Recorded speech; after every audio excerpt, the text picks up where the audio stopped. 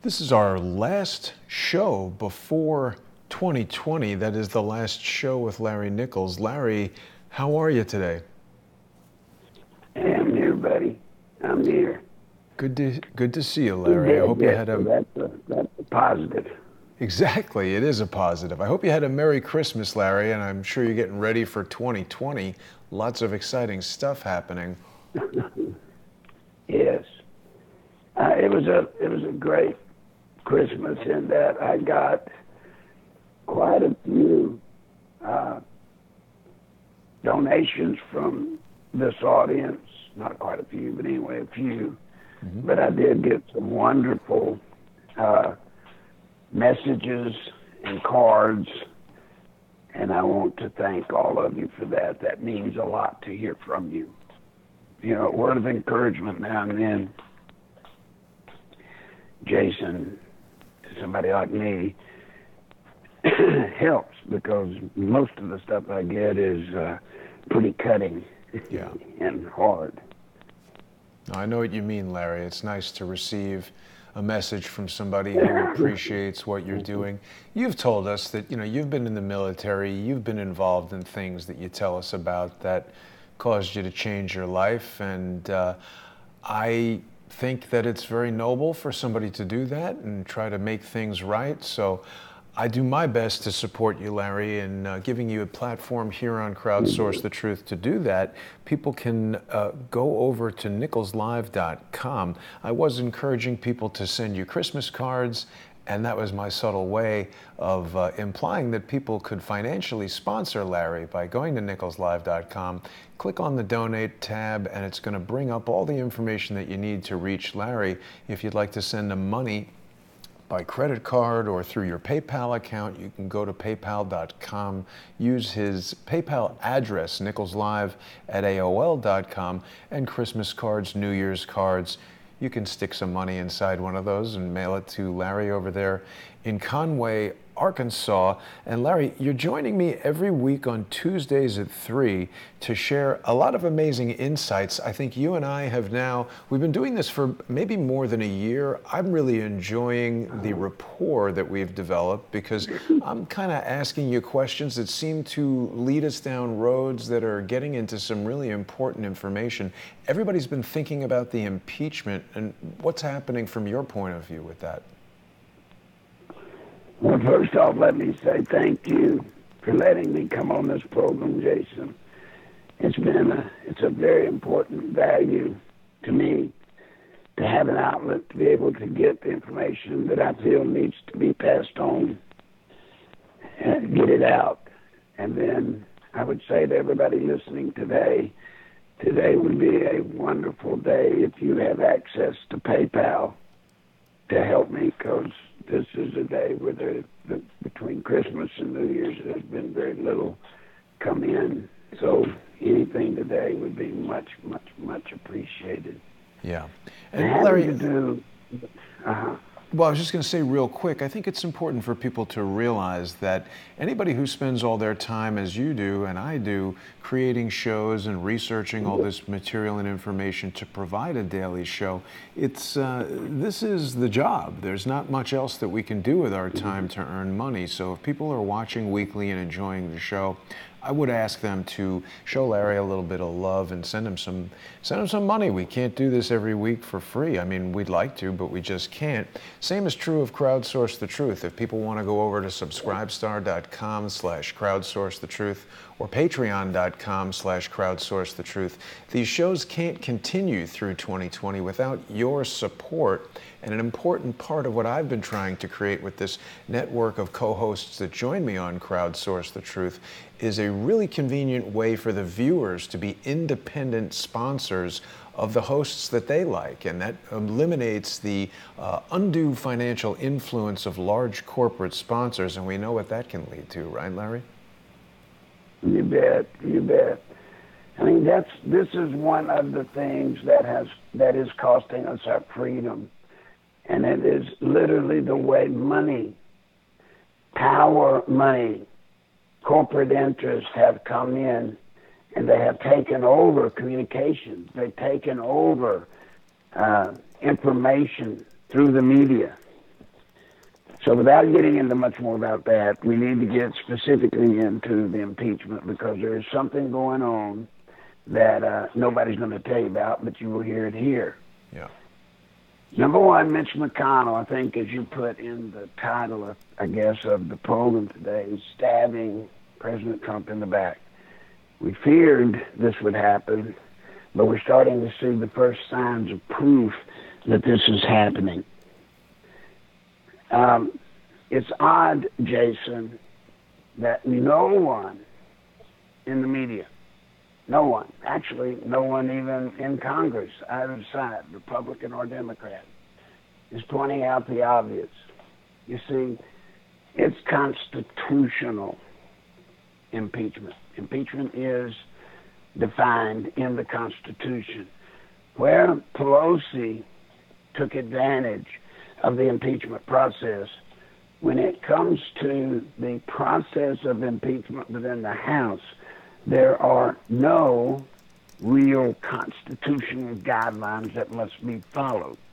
So they were able to run what everybody knows was an incredibly rigged hearing or inquiry that led to the articles of impeachment. It was horrible. It was so rigged that everybody should have seen the malfeasance. Yeah. But it was legal. It was legal. But now we're entering into something that is constitutional. You see, the House gets to hold a hearing, and they get to determine whether or not they find cause, they believe just cause, for articles of impeachment. Mm-hmm. You got it? Yep. Now that they've done that, it is their duty under the Constitution to turn those articles over to the Senate. Now, at that point, ladies and gentlemen, remember, it's their duty constitutionally to turn those articles of impeachment over to the Senate for a trial. Now, that is the law, so to speak. That's the Constitution. That's the law. They must do that.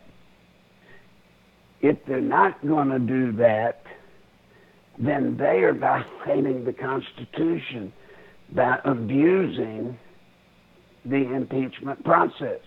You could say they're obstructing Congress, Larry. In a way, you're not allowed to use Congress to impeach a president, to go through all that they went through just for the hoopla of it under the guise of impeachment, if you never intended to actually turn those to create articles of impeachment and to turn them over to the Senate. Right. It's illegal. You can't do that. But they did. Now, Pelosi is holding them. And she is saying that she's holding these impeachment articles to be turned over to the Senate until she sees the rules that Mitch McConnell is going to use in the Senate trial. Now, Jason, once again, here we go, violating the Constitution. Right. Separation of powers. Pelosi has no right. She has nothing she can do, nothing, about what Mitch McConnell and Schumer do relative to the rules of their impeachment trial. Nothing. You mean the House can't influence the Senate in this matter? No. As a matter of fact, it's against separation of powers for her to even use that as a pretext, right? To influence them at all. For not turning the articles over. Right. Because even within Congress, Larry, correct me if I'm wrong, even within Congress, the House and the Senate are a check and balance against each other. Nancy Pelosi is acting like the Speaker of Congress, not the Speaker of House. She thinks she's already president. Right. I mean, why is no one, Jason, pointing this subtle, albeit subtle little fact, but incredibly important fact out, because this very well sets the stage for the scam that's coming from McConnell and Schumer. Mm-hmm. You see, there was a plan for McConnell. If Pelosi continued, which she is, to withhold the articles of impeachment for some reason, assumingly that it was, she was not going to turn them over until she approved of the conditions of the terms of the trial. There was a plan that should have been implemented, which was for the Senate to basically go ahead, fulfill their constitutional obligation, and hold the Senate trial with the House impeachment articles in absentia. What do you mean in absentia? They're going to have the trial without having the impeachment documents there? Just have the trial anyway? Right. Have the trial, and since they did not bring forth the articles of impeachment, of course, they would set aside the impeachment. Right. They literally just set it aside, which they should do. She is in direct violation of the Constitution right now. Yeah. She's in violation of the Constitution.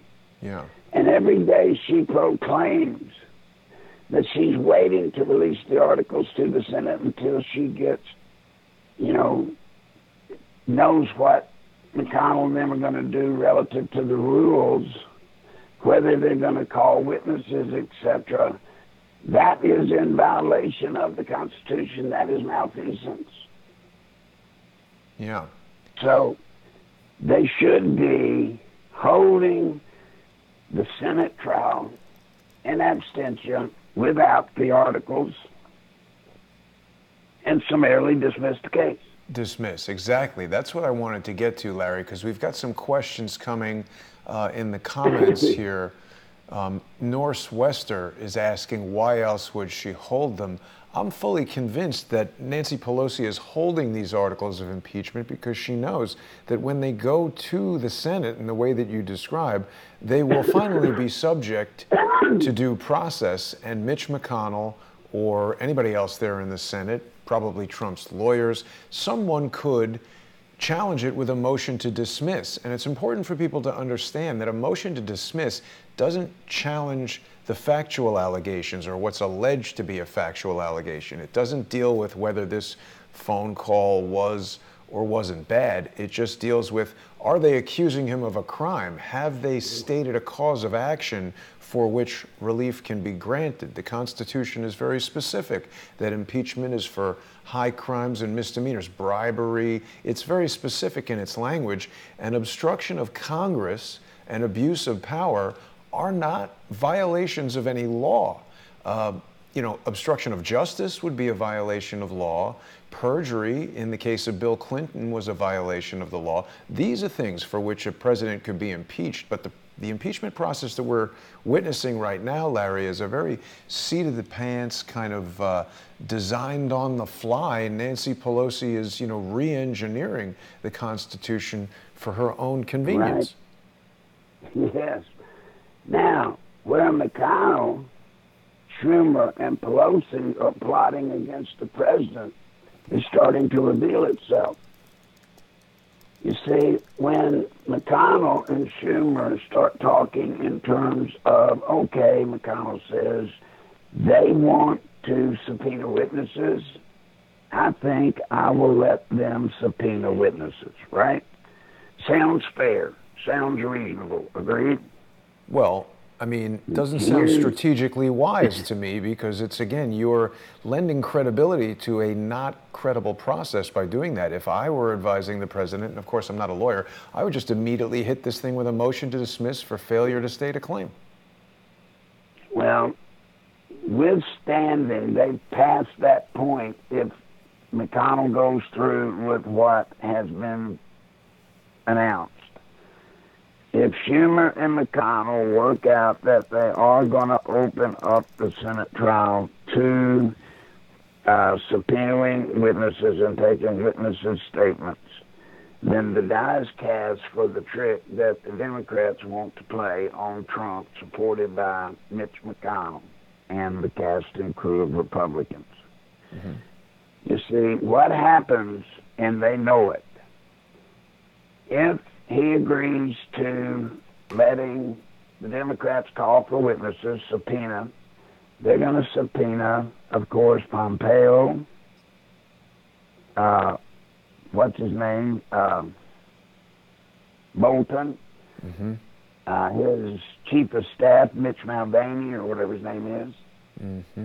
And in those three cases, of course, Jay Sekulow, President Trump's attorney, is going to issue, justifiably, by the way, deny the subpoenas based off presidential privilege. Right. Okay? These people are protected under executive privilege. They have always been protected under executive privilege by other presidents going back to whenever. These are cabinet-level people with the president. Mm-hmm. Their discussions, their talks, their whole being, or as they relate to the president, is confidential. It is not to be broken. Right. So here's what's going to happen. They're going to call him. Sekulow is going to proclaim executive privilege. Yep. Then what's going to happen this time, the Democrats, unlike in the House, Schumer is going to say, okay, you've called executive privilege. We are going to take it to court this time. Now, when it goes to federal court, it will be ruled one way or the other at the lower federal court, which will thrust it into the appellate federal court one way or the other. Either it'll go against Trump and Sekulow will appeal it, or it'll go for Trump and the Democrats will appeal it. Mm-hmm. It'll go before the federal appellate court. Right. When it hits that court, Jason, you know what's going to happen. What? Right? You've seen it happen over and over and over. What? The Ninth Circuit judge, what's he going to do? Probably go against Trump. Go against Trump. It's already going to go against Trump. The minute it hits an appellate court, I assure you there is not an appellate court judge that is going to rule in any way in favor of President Trump. Right. They're not even going to rule fairly with President Trump. There's not a federal appellate judge that will do anything but adamantly rule to hurt the president. Now, when that happens, then of course that will force Sekulow and the president to then have to appeal that to the Supreme Court. Mm-hmm. And we could hope that at the Supreme Court level, with the makeup of the court now, that President Trump would at least get a reasonably fair ruling. Sounds good, right, Jason? Sounds okay. Everything sounds terrible to me, Larry. It sounds terrible. Well, here's the problem with it. Yeah.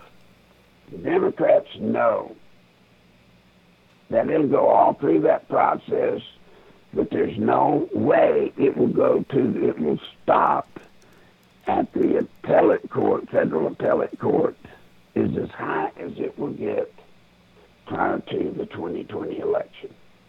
Why is that? Just they know that will not. I'm sorry? Why is that? Just the time that's remaining? The time required and the time remaining. Right. There will be no way to get a ruling from the Supreme Court. So it leaves the president in limbo in November. He'll be in the election, unknown if he's going to be impeached or not, to discourage people from voting for a handicapped kind of a candidate. Yes, as a matter of fact, it'll even be worse than that, Jason. The Democrats will proudly boast that he's already been ruled by the federal court to be obstructing justice by not letting his people testify when the courts have ruled that he's got to let them testify. But it's dangerous to call that obstructing justice, Larry, because it's like, if you or I are ordered to appear in court, or witnesses are ordered to testify against us, as individual citizens, we don't have the ability to stop that. But certainly the person who holds the role of President of the United States is in a unique position, and protecting that position, not just for Donald Trump, but for future presidents, is incredibly important. Everything the Democrats are doing right now is weakening the office of the President of the United States, setting new precedents to make it easier to, undo an election, to penetrate, the attorney-client privilege of the President. You were talking about Mulvaney. They want to penetrate, no one's going to want to take a job for a president in the future, because everything that they're, immune from right now, or the decisions that they need to make that they require immunity in a way that regular people couldn't get, they won't be able to have. That's right. They are also going to subpoena. There is a report in the New York Times apparently this weekend that supposedly, Jason, unveiled some important new news having to do with President Trump withholding the aid to the Ukraine. Now, I have not read that report. Were you able to find it? Let's look for it right now. There's been a lot of mixed stuff about that.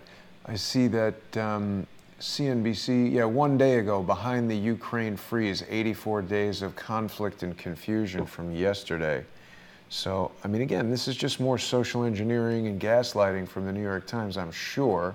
The inside story of President Trump's demand to halt military assistance to an ally shows the price he was willing to pay to carry out his agenda. This is so absurd, this premise that Donald Trump is doing this because he's afraid that he's going to lose to Joe Biden. There's like 16 people showing up to a Joe Biden rally, and he's insulting half of them. He's not a viable threat. This would all be a joke. Except this election, this program, you and I, and my program daily, we're the only people talking about the truth of the uniqueness of the 2020 presidential election to any we've had, at least in the history of the nation since I can remember it. Mm-hmm. And that is the formula. As you know, normally, folks, presidential election is in a formula called 40-40-20. 40% like the president, 40% don't like the president, and there's 20% that are in the middle. They are referred to as undecided. They are sometimes referred to as swing votes. And who wins the election historically is determined by which camp gets the most of the undecided votes, right? Yeah. That's the way it's always been. Mm-hmm. This election falls under a heading I call 50-50. It's really not 50-50. It's more 48-48, 47-47, and 48-48. But I just call it 50-50. With President Trump, there are very few people in this country that are not opinionated one way or the other. Vehemently opinionated one way or the other.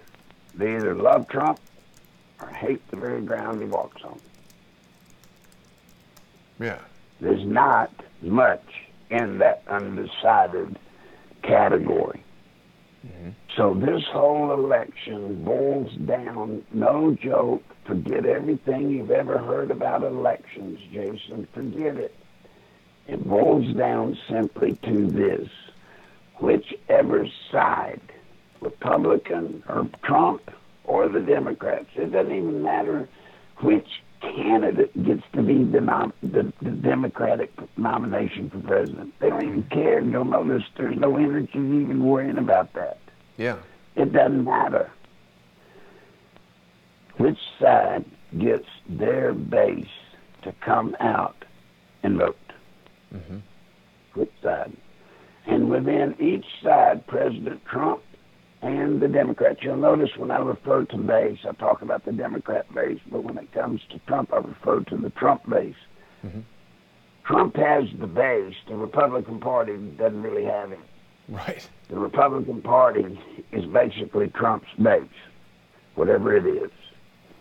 And both parties have what's called a hard base and a soft base.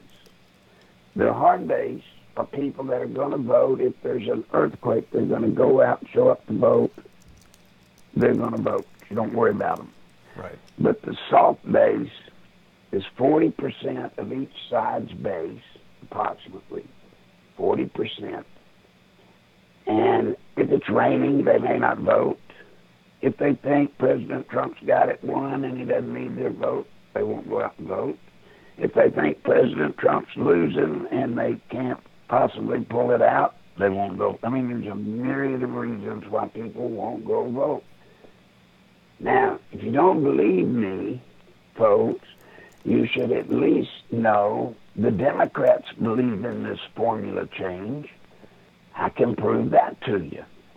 The Democrats, if you'll notice, believe in this new formula so much that they're going out and they're using sweeteners.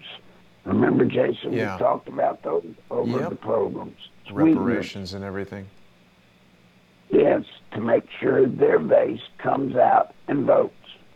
To get their vote out there, their base. They know it. Mm-hmm. I'm not so sure that the Republicans and the Trump team are as convinced as the Democrats. But I'll even go further than that. Okay. You're going to notice this election, Jason, at the congressional and Senate race level, they're not being run like normal. What do you mean? They're not. Well, they're not candidates running for the Senate, candidates running for I'm talking about for the Democratic Party. Mm-hmm. For the Democratic Party, they're not running their race like normal. They're not raising all bukus of money. They're not running aggressive campaigns for re-election. You're not seeing any of that, are you? Well, why is that? Because they know what I know. The likelihood of President Trump losing, people going in and specifically hating Trump so much that they vote him out.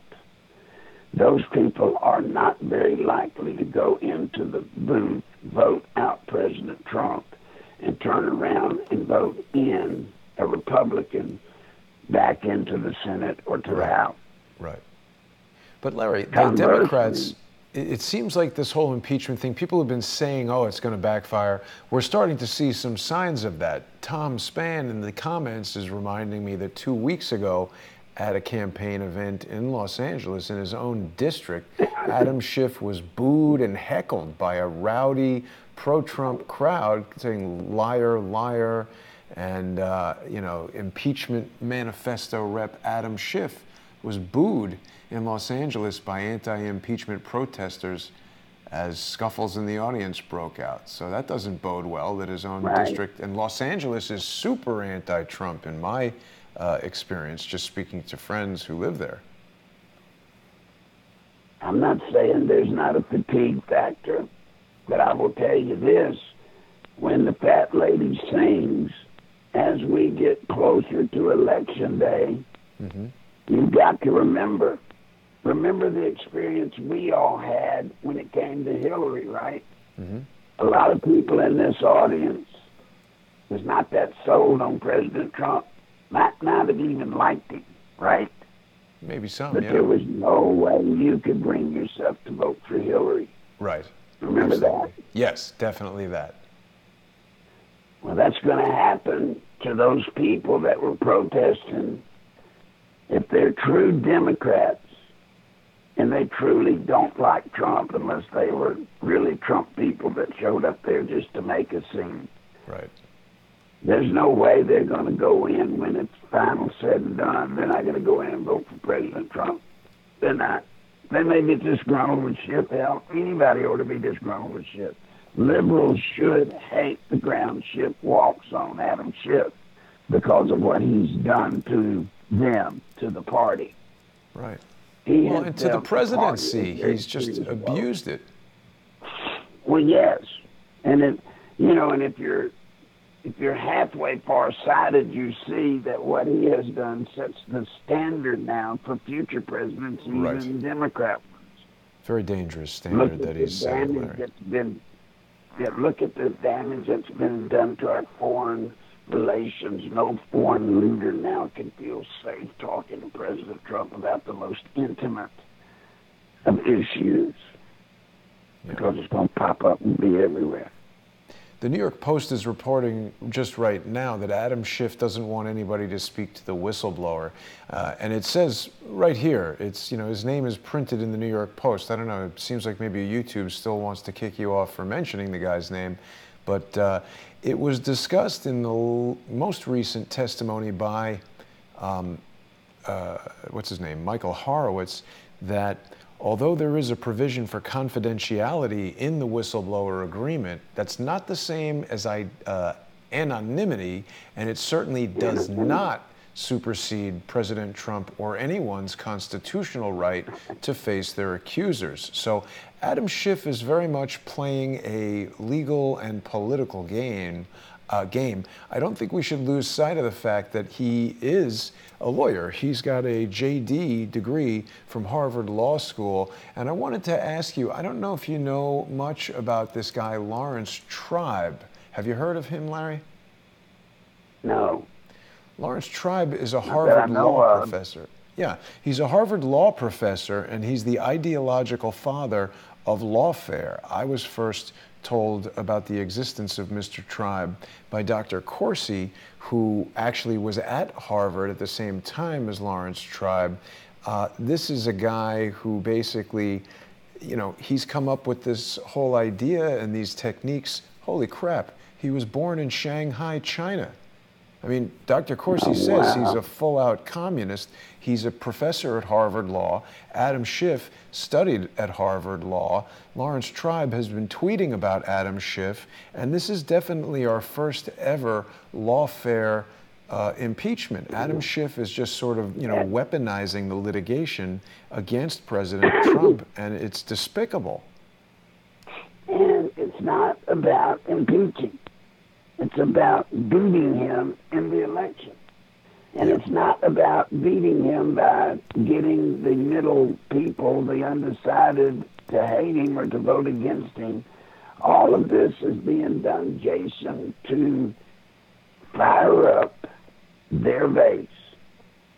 It's to keep serving up hot stuff to their 40% soft base, to get them so mad at Trump, to make them believe Trump is such a traitor that they'll come out and vote no matter what. Yeah. That's what it's about. Yeah. And unfortunately, there are a lot of people in the country, Larry, who don't have time to dig into the kind of details that you and I are covering on this show every Tuesday and the type of things that you're talking about on your own show every day. So they just sort of get influenced by the news, and that's basically all they know. I do want to add, Larry, people who are watching us right now on one of the Crowdsource the Truth channels, you can also watch a simulcast of Larry's broadcasts here by subscribing to his YouTube channel. It's totally free. It's the Larry Nichols official channel on YouTube. We've got over 150 people watching us right there. And we're going to try to help Larry monetize the channel. YouTube is being kind of difficult about that, but you know how they can be. For now, people can just watch there, and if they'd like to financially support Larry, they can still do that by going to nicholslive.com and clicking on the Donate tab. You can send money to Larry through PayPal using his PayPal address, nicholslive@aol.com, or you can put some money in an envelope and mail it to him. You can also contact Mary Ellen. Her phone number is displayed on screen right now. So what is going to happen, Larry? How is Mitch McConnell? What's he doing that's signaling what's going to happen next? Well, he's signaling that he's going to okay these subpoenas for witnesses. because he knows, like you know, like I know, that Sekulow has no choice but to use executive privilege. Just and to by make him look using bad. executive privilege, it's going to throw it into that legal charade that's going to be just a marketing tool for the Democrats all the way up to election day. It's just a marketing plan. And McConnell should not allow that. He should not allow it. Well, There's nothing in the articles of impeachment that define crimes worthy of a Senate trial, period. You know, when you start dealing in terms of high crimes and misdemeanors, right? Yeah. You must understand a high crime. Number one, what do you got to have? Motive, opportunity, right? You've also got to have damages. Well, where are the damages? Well, you got to meet the elements of a crime. Nothing that they've done so far is even against, nothing that they've alleged is the law. So we've got these elements. I mean, you know, when Bill Clinton is accused of perjury, the idea is someone needs to prove that he's lied under oath. And once that's proven and presided over by a judge, it's done. He's accused and convicted of that crime. And as president, his punishment is impeachment. So there's no question. I mean, this is why I keep coming back to this motion to dismiss, because based on what you're telling us now, and I agree with what you're saying, McConnell can kind of, in terms of his public perception, he can skate by doing what you're saying, allowing them to call witnesses, because most people are going to see that as him trying to pursue the truth and trying to be fair. But what it's going to immediately do, as you said, Jay Sekulow will tell President Trump to invoke his executive privilege, and then they'll run around saying now he's obstructing justice because he's not allowing these guys to testify. However, again, obstructing justice, you know, if I call you up and say, hey, Larry, go over to my apartment and make a bunch of phone calls because I just killed somebody or something like that, and you assist me in covering up an investigation or whatever, you would be charged with obstructing justice. You're doing a crime. If somebody finds that, you're in trouble. But if you're the president and you have this executive privilege, Larry Nichols, Jason Goodman, we don't have executive privilege. If I was the president, or if Bill Clinton was the president and he asked you to do something illegal, he has the legal right to say, no, Larry's not going to testify because he's part of my whatever, and executive privilege, don't do it. So they're going to challenge executive privilege. They're trying to kneecap the presidency. That's it. Now, to further prove that I'm telling y'all the truth about the uniqueness of this election, you need only to look at George Soros. George Soros, you will notice, Jason, is not putting his mass fortunes into play to get what? Senators elected that are Democrats to beat out Republican senators in this election. You'll notice he's not investing in that, is he? I don't know. We haven't heard of it, right? Yeah, I haven't. We haven't heard of it because he's not. Mm-hmm. Where's he putting his money? He's putting his money down ballot into district attorneys and prosecutors and county sheriffs. Right. You told us about that. He is operating under the foregone conclusion that Trump's going to go. He's operating under the foregone conclusion that when Trump's gone, so too will the Senate be gone. So therefore you'll have the president, the Senate, the House. Then it's just going to be a matter of putting the country at the street level into submission, and you do that via prosecutors, district attorneys, and sheriffs.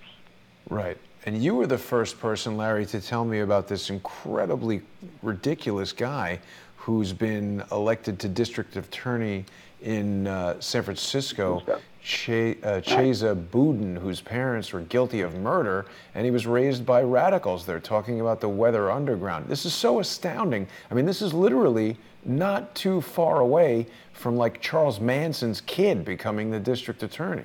These guys were hanging out with Charles Manson, weren't they? Yes. I mean, Jason, this is your nightmare movie of the takeover of America, the coup that killed America. This is it in real life. It's happening right in front of us, y'all. It's happening right in front of us. And I'm crying out, Jason, you're crying out, we're crying out. But think about this. If you're in that side that generally does not like Trump, you're watching MSNBC, CNN, ABC, NBC, and CBS, and C-SPAN. You're getting the mainstream papers, and you're being fed a steady diet that these impeachment articles are real. But they're not. Yeah. But you don't know it. You're not an attorney. It's real to you, right? These are impeachment articles. You're not a politician, folks, so sounds okay to you that Pelosi is withholding the articles until, she gets what she wants from the Senate. Doesn't sound okay to that's me. illegal as hell. Yeah, it doesn't sound okay to me at all. I don't understand why. No. I did see a judge, Larry, I forget who it was, but some guest on Fox News who was the first person other than me to say what I've been saying, that this thing won't survive a motion to dismiss. Why are none of the lawyers in the Senate just saying motion to dismiss? Well, if you'll recall, Lindsey Graham early on was boasting that's what he's going to do. Yeah. The minute it comes over, he said he's going to put a motion in to have it dismissed because of the inconsistencies in the way the House had conducted the impeachment inquiry. But you'll notice he's not doing that anymore. Why is that? Well, because he's in on with McConnell. They can't be trusted. Yeah, We've known you can't trust Graham. I agree. You can't trust him. So here we go into this new year facing this threat. So I would suggest to everyone listening to me, even though I know some of you say, well, I'm not in McConnell's state of Kentucky. Right. Well, he is representing the United States of America in his capacity as the majority leader of the Senate. So he represents us all right now in this capacity. It would not hurt to call him, call his office, and tell him, to dismiss this impeachment case on its face. Do not allow Pelosi and Schumer to impose their will on the President of the United States in this trial. Or the Senate. Good. I mean, in the Senate, yes. Yeah.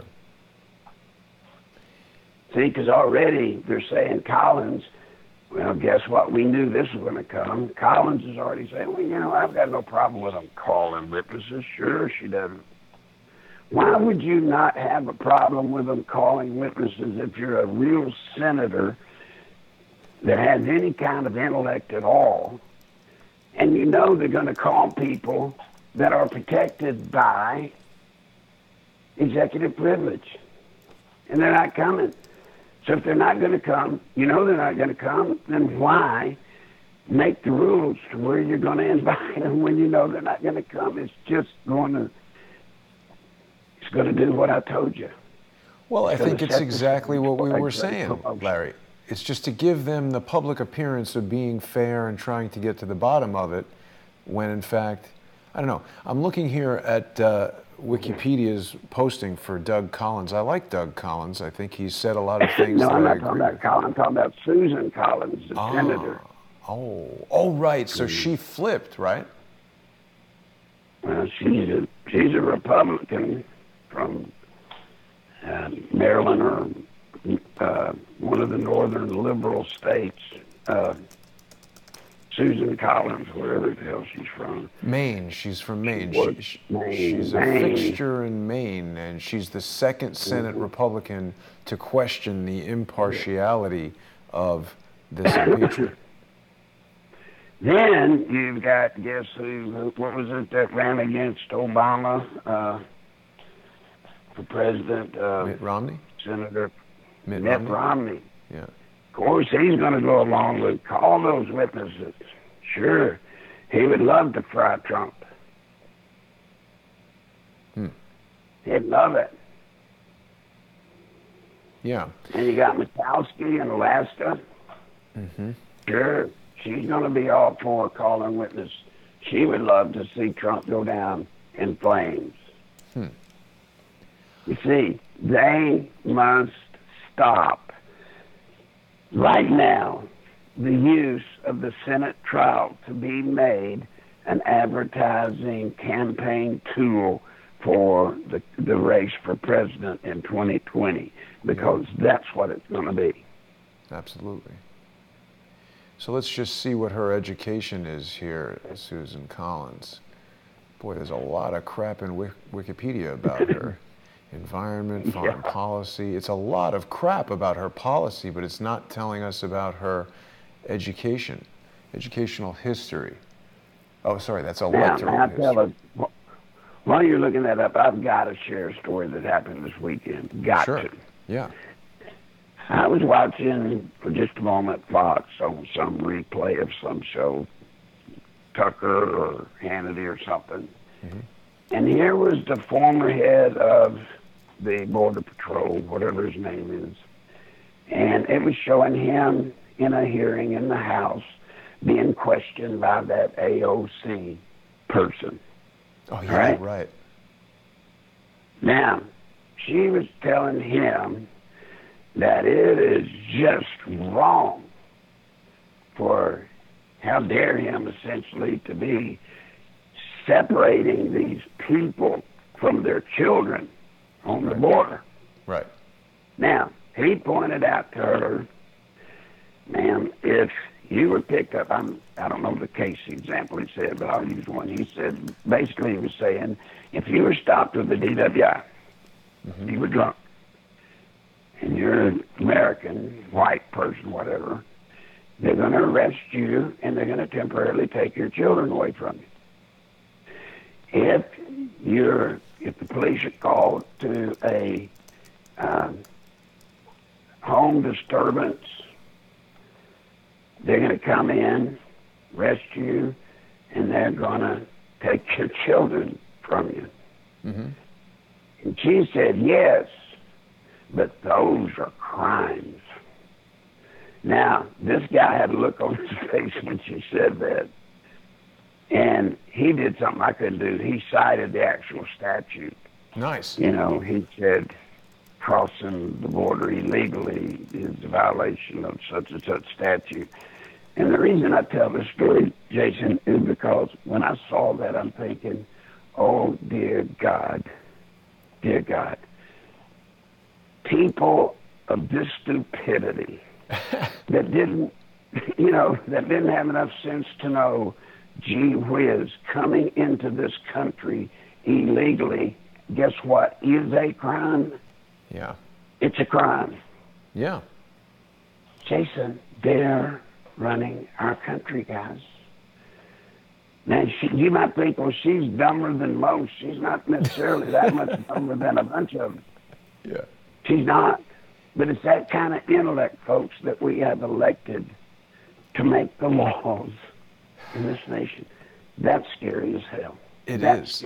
It is. Let me take you back for a minute to Senator Susan Collins, Larry. While we were talking there, I've discovered something rather upsetting about her educational life. It doesn't tell us too much here about what she studied, but she continued her education. Her college was at St. Lawrence University in Canton, and like her father, she was elected to the Phi Beta Kappa National Academic Honor Society. Now, I don't know if you know too much about Phi Beta Kappa. That's a topic that David Hawkins has touched on quite a bit. U.S. Commerce Secretary Wilbur Ross is a Phi Beta Kappa. He was actually the grand swipe of Phi Beta Kappa, which is a pretty weird fraternal order in my estimation that has some strange rituals. Bill Clinton was a member, George H.W. Bush was a member. Stop there. So she's part of this fraternity that she is potentially more loyal to than even the U.S. Senate. What do you think about that? I don't doubt it a bit. I'm telling you, when I hear Harvard, when I hear Goldman Sachs, Yeah. I start thinking, you know what, there is some evil secret society out there that has incredible influence and impact in our government. When you start looking at people in our government, just hold on. You're going to see Harvard or Goldman Sachs, or Yale. You're going to see those three. Mm-hmm. It's scary. It's scary. There's something about those organizations, something about them. Right. I mean, why is it that those colleges carry, 80-90% of the people, both the, professional government bureaucrats to the elected ones? Mm-hmm. I mean, I don't know.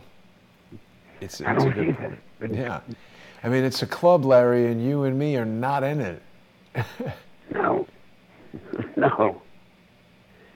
And it's like a gateway club. You go there, if you can get in, and you'll notice that it's connected to family. I mean, Yeah. Well, they made a point of saying that her father was in it, right? Right, yes. I mean, the family lines that go, the grandfather was Harvard, then the father was Harvard, now the child is Harvard, and they all ended up running various levels of government in the United States. I mean, think about it. Mm. Yeah. I mean, it's a serious thing.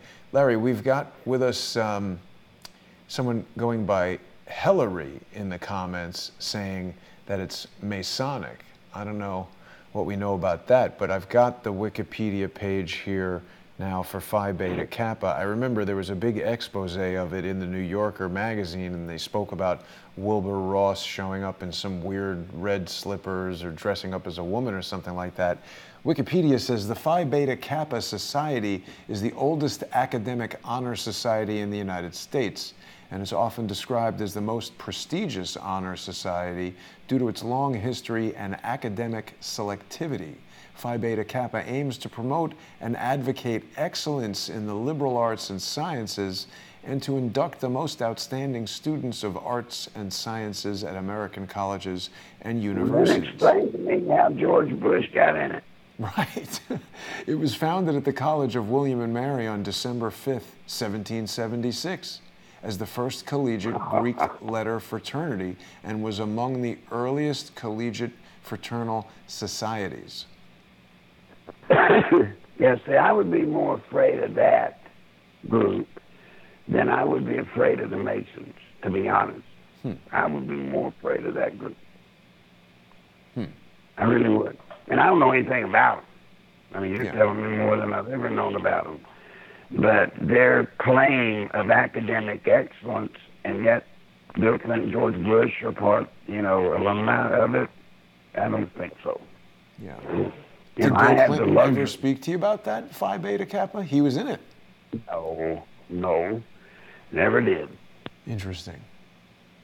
But Bill Clinton, carried the banner of Rhodes Scholar, right? Yeah. He got that because of his father, Fulbright. I mean, he got his Fulbright. He didn't even go to the Rhodes Scholarship School. Wasn't it Oxford? When he went. That it? Yeah, he went to Oxford, but he was there for like 6 weeks, and then he spent the rest of the time floating around Europe, going to Russia. He spent more time in Russia than he did Oxford. He didn't graduate. He did not graduate a Rhodes Scholar from Oxford. He did not. Well, I think that whole Rhodes, when he was president. The whole Rhodes Scholarship program, I think, is basically a secret society as well. So you've told us in the past that Bill Clinton himself told you that William Fulbright is his father? Yes. Yes. And his mother was a prostitute, wasn't she? Well, she part-time. Yeah. Wow. Virginia, bless her heart, she was wild and woolly. Loved her to death, but She was wild and wanted. She was a tiger when she was young, buddy. Hmm. A tiger. Hmm. Someone's saying to me, what about Murkowski? Stefan on Periscope says, what about Murkowski? Who's Murkowski? I don't know who that is. She's Alaska. Republican senator in Alaska. She hates Trump with a passion, and she's another Republican in name only. Right. Now, I am shocked that Alaska would elect such a liberal, queen liberal, but maybe Alaska's more liberal than I thought it would be. I don't know. Well, let's see what her Wikipedia page says. She's, where's her education? She cannot be proud of County. She can't be one of those. I swear she can't. Well, she did go to Georgetown University, so that's interesting. Okay. So she's also a lawyer. She received a Juris Doctorate from Willamette University. She's part of Phi Beta Phi sorority. I was never part of any fraternity. I'm not too fond of these things that try to tell you what to do and how to think and make you do weird stuff, drink booze, do, gay stuff or raping people or whatever the hell they have going on over there. I'm not into these fraternities, Larry. Well, I was too dumb for college anyway. I don't think that's correct. But we're getting pretty close to the end of the show here, Larry. It's been really an exciting 2019. You and I have done a lot of great programs. We've been getting to know each other better. This impeachment is definitely troubling. I feel very strongly that Jay Sekulow or somebody in Donald Trump's camp, until I hear a legal reason why a motion to dismiss can't challenge this thing, it seems the most expeditious and least damaging legal strategy to an end.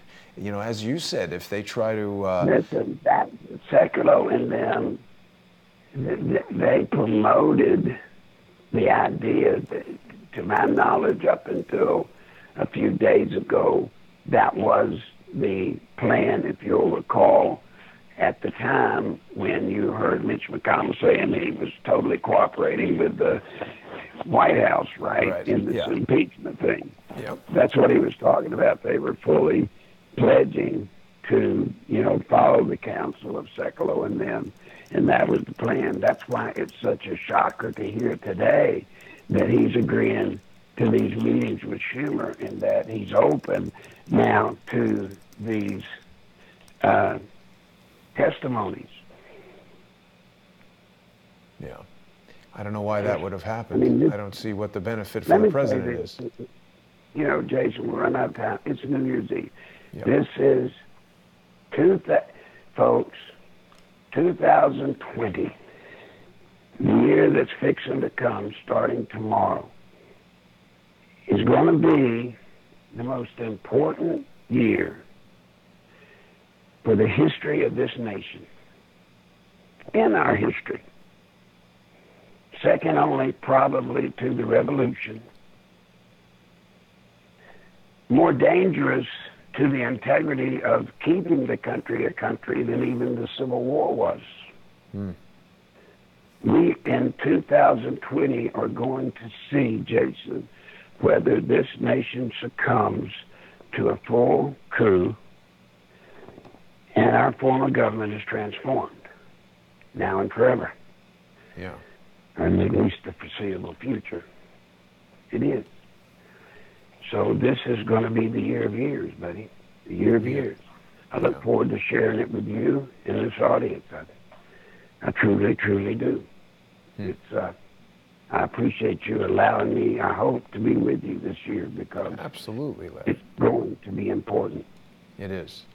And Larry, I appreciate you joining me and creating this show with me. I think it's a wonderful way for you to have a forum to really, we dig in these deep dives and you got a lot of time to speak and really kind of air out the ideas. And even what we were just doing right now, talking about maybe some aspect of it that you hadn't thought of. I always enjoy that. And we kind of find these things along the way. I didn't know about that Weather Underground District Attorney in San Francisco. So I hope together we can continue to share these ideas with people, because what it always does, Larry, is it gets people who are viewing to find new information, and then they share it with me, and I can bring it back to you and the other guests. And that's really the whole point of Crowdsource the Truth, is that thousands of people see these videos each week, and each of them have their own experiences, their own insights, their own recollections. There are even going to be people who know some of these people from the past who can bring information forward to us in a way that we would never get it otherwise. So it is really important for people who are watching each week. If you enjoy the show, if you enjoy hearing what Larry has to say, please visit nicholslive.com and use PayPal and Larry's PayPal address, nicholslive@aol.com, to send Larry just a year-end thank you, a small amount of money. We're not asking anybody to put themselves out financially, but you know, Larry, we've got about 500 people watching us right now, and if even only 10% of them sent you a few bucks each, it would help you close out the year in a positive kind of a way. And it's the only way that we can really support this type of reporting, because, you know, if we were looking for some kind of national sponsor, they would want to tell us what we can talk about. So this kind of individual micro sponsorship from the viewers is a new way to do it. I don't pay people to come on the show. They don't pay me to be on the show. It's up to you, the audience, to be the sponsors. And if you want to see us continue in 2020, please visit nicholslive.com. Sponsor Larry. Please visit subscribestar.com/crowdsourcethetruth or patreon.com/crowdsourcethetruth to sponsor this channel. And Larry, I'll see you next week. I hope you have a great New Year's Eve and a wonderful 2020. Thanks for everything that you've shared with us in 2019. And thanks so much for everybody who's been watching. Yes, and let me say to everybody, invite others to come this year to this program. More people need to hear the word. Absolutely. All right, Larry, with that, have a great 2020. I'll see you next week. Sounds great. And thanks, everybody. Don't miss tonight a special episode of More Pain with Mike Moore from True Pundit. We'll see everybody tonight at 8 o'clock. Have a great evening.